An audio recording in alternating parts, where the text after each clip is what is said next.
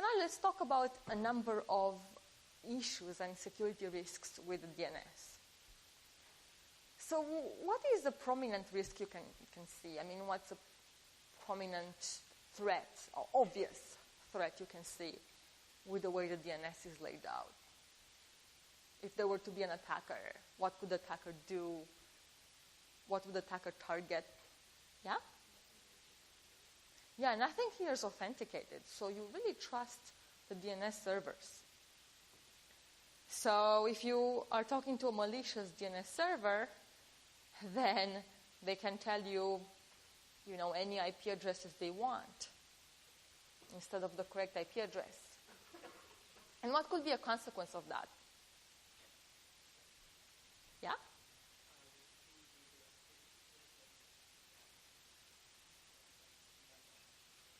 Yeah, you can be redirected to a corrupted place, and you could be, downloading malware when you think you're downloading some other app that you trust, for example.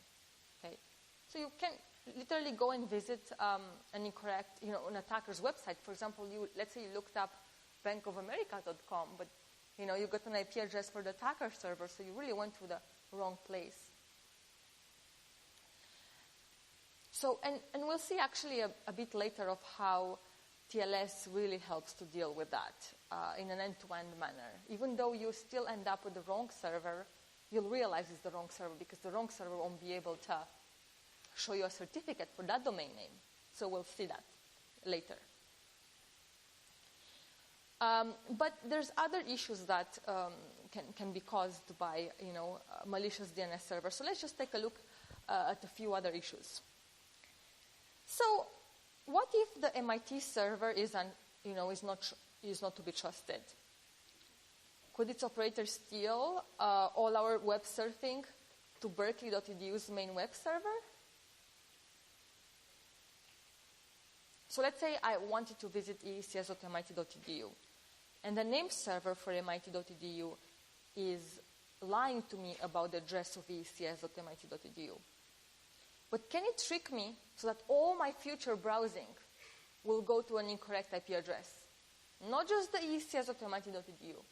Can it trick me to always go to the incorrect IP address for all other sites, or at least for all the Berkeley sites?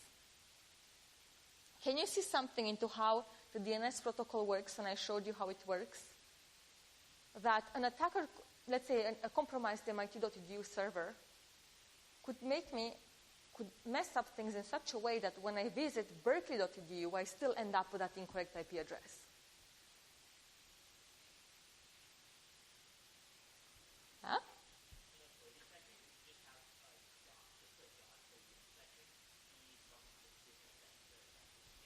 Yeah, that's a good point. That's a very good point. So remember that the name server also returns all this authority information, additional information, and you just trust it and cache it. So it could tell you an incorrect name server for dot is a bit harder to trust, but yeah, sure. Or for berkeley.edu in this case, right? So for example, let's say that it returns in the authority section, says, look, here's the authority, here's a name server for mit.edu, and it's berkeley.edu, okay? And by the way, this is the IP address of berkeley.edu, so this could be, this is the compromised MIT IP address, let's say.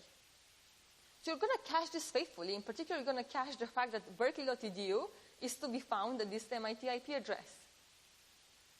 So now, later, if I actually visit berkeley.edu, I have this entry already cached, so I'm going to go with this IP address. I don't have to resolve it. I'm just going to go with this IP address because I have it cached. So I'm going to go to the MIT IP address.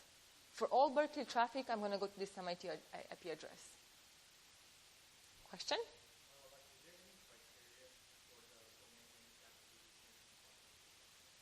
That's a very good point. That's a very, very good point. So the reason why this attack occurs is because the DNS resolver simply caches whatever it gets in here, blindly.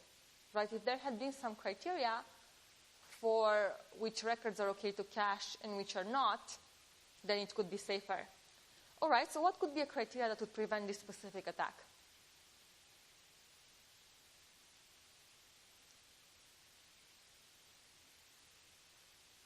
Again, I was looking up ecs.mit.edu, and I got back a fake name server, berkeley.edu, with a fake IP address. Yeah? Yeah, that's a great criteria, and that's the criteria we actually use today, is that the MIT.edu name server cannot tell me what is the IP address for a completely different domain. Okay, I'm not going to accept any additional section information that is not within MIT.edu. I'm going to accept for bitsy, I'm going to accept for W220 NS, but I'm not going to accept the berkeley.edu record because I'm asking an MIT.edu name server. They're not supposed to tell me where's the IP address from some berkeley.edu server. Okay?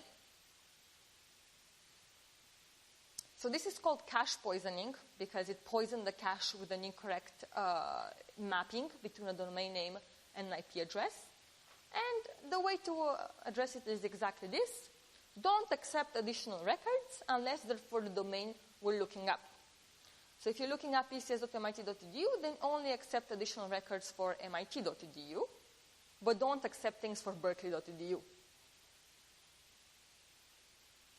And there isn't really a risk for accepting the ones at mit.edu because anyways, that server could return them. That's the server you're going to visit anyways for those entries. So you might as well trust any additional information for mit.edu. Okay, but it's not supposed to tell you anything for berkeley.edu. So you're going to ignore those additional information records. Is it clear? Any question? So today, these additional records are being ignored if they are not, within the domain that you were looking for. In particular, this one is different. Berkeley.edu is different from MIT.edu, so it will be ignored. And the other two will be accepted. Any question? Yeah, question?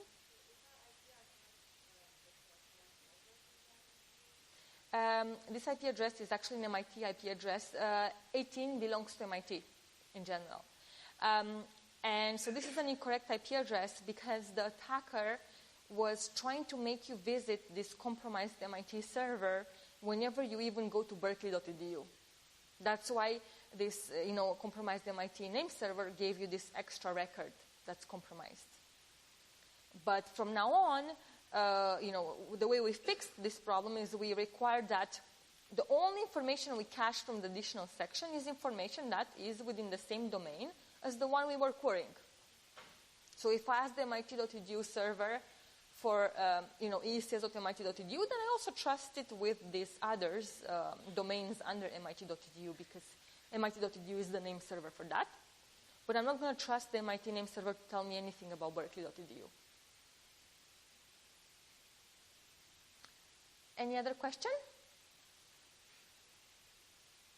Okay. Okay, so that we saw that's cache poisoning. All right, so now let's think about, if the malicious DNS server, if the DNS server is malicious, they can give you incorrect IP addresses for, let's say, for MIT. If the DNS server for MIT.edu is malicious, then it can give you incorrect IP addresses within MIT.edu, but at least it cannot give you incorrect IP addresses for domains outside of MIT.edu. So there's still some security risk within MIT.edu if you contact a corrupted name server for that.